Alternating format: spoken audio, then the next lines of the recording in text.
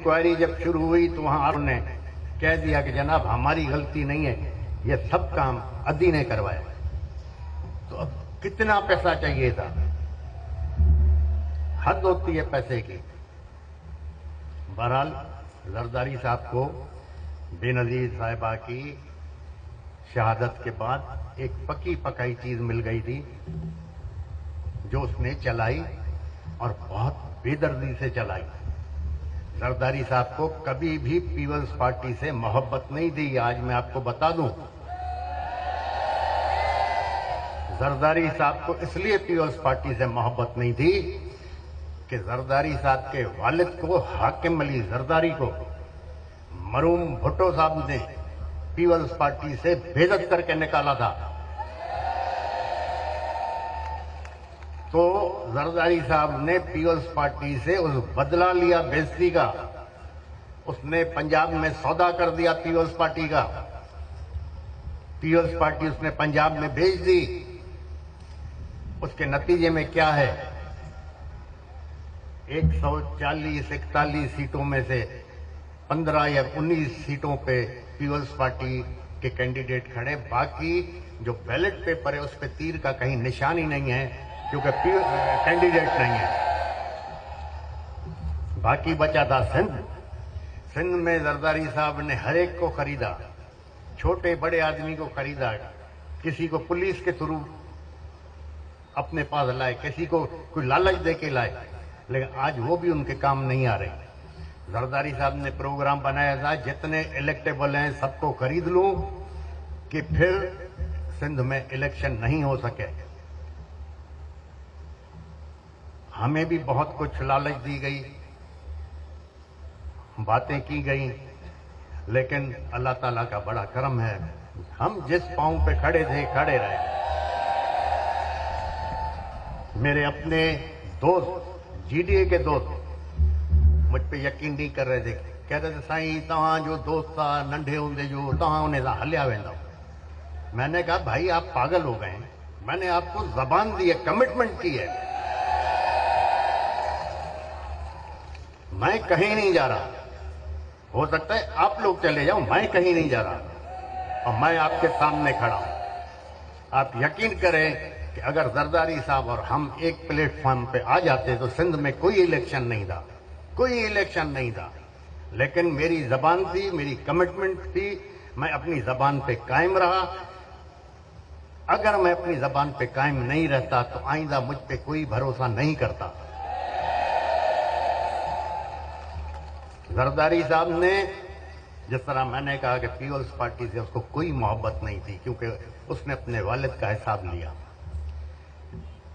आज भी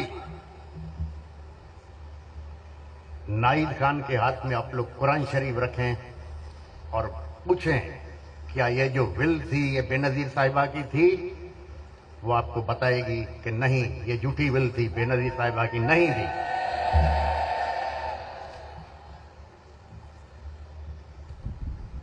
मैंने प्रेसिडेंट साहब मुशर्रफ साहब से दुबई में मेरी मुलाकात रहती है। मैंने उनसे पूछा, मैंने कहा साईं ये बेनजीर वाला किस्सा आप पे आता है क्या, आखिर है क्या? मुझे देख के हंसने लगा। तो मुझे कहता है कि भाई अगर बेनजीर साहब नहीं शहीद होती तो मेरा एग्रीमेंट था इंटरनेशनल पावर्स के साथ, बरतानिया के साथ, अमेरिका के साथ, सऊदी अरब के साथ और अबू धाबी, दुबई वालों के साथ कि बेनजीर को पावर में आने दो, तुम दूसरी दफा भी प्रेसिडेंट बनोगे। तो मुझे कहने लगा कि सबसे ज्यादा तो नुकसान मेरा हुआ है बेनजीर के फौत होने से कि मेरा दूसरी दफा प्रेसिडेंट बनना दो, क्या मैं मुल्क से बाहर बैठा हूं। फिर कहने लगा कि आप ये देखो कि बेनजीर साहिबा के फौत होने से फायदा किसको हुआ है, वो तो जरदारी साहब को हुआ। क्यों? मैं आपको बता रहा हूं किस लिए हुआ है कि जब बेनजीर साहिबा पाकिस्तान आ रही थी तो बेनजीर साहब की प्रेस कॉन्फ्रेंस कि मैं पाकिस्तान जा रही हूं, किसी साहब ने पूछा जरदारी साहब भी जाएंगे, तो उसने बड़े नाराज होकर कहा कि जरदारी का पाकिस्तान में कोई काम नहीं है, اس کا سیاست سے کوئی واسطہ نہیں ہے. اس کو میں نے امریکہ سے بلوایا ہے, وہ بچے سنبھالے گا.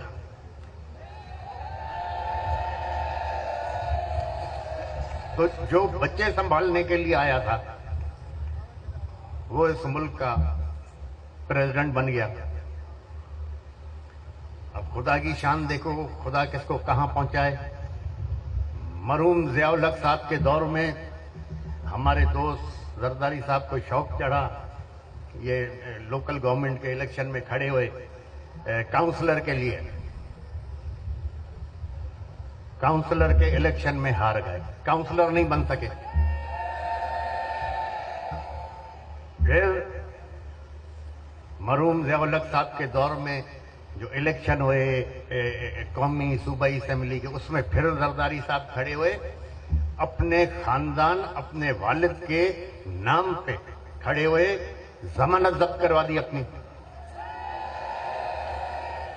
ممبر نہیں بن سکا. پھر بھٹو کے نام پہ زرداری صاحب بھی ممبر بنا, اس کا والد بھی ممبر بنا. اب بھی بھٹو کے نام پہ چل رہے ہیں. اور پھر یہ بھی خدا کی شان دیکھو, جس کے نام پہ چل رہے ہیں, بھٹو خاندان کا ایک فرد کو بھی پیپلز پارٹی کی پورے سندھ میں ٹکٹ نہیں ہے. بھٹو خاندان کے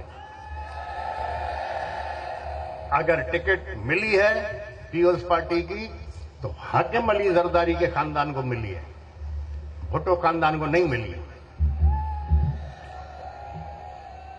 جہاں جاتے ہیں یہ حکمران یہ کہتے ہیں کہ جناب ہم نے امن کی عادت,